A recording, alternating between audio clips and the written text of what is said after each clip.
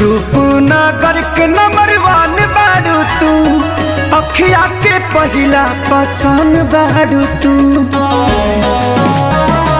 रूपनगर के नंबर वन बारू तू, अखिया के पहिला पसंद बारू तू। तुमके बात अपना के पूछी भगवाला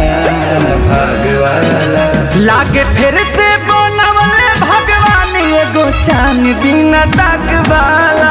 लागे फिर से बनवले भगवान एगो चांद बिना दाग वाला।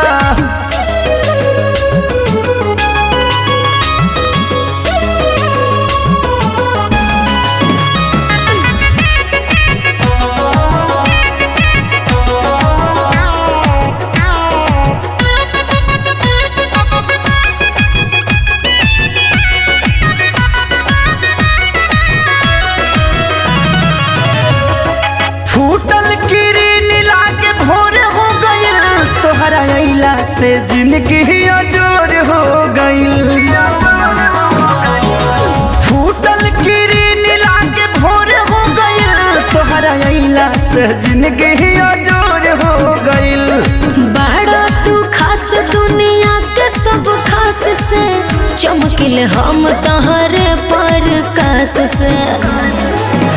प्यार के लड्डू खियावलू जब से पागवाला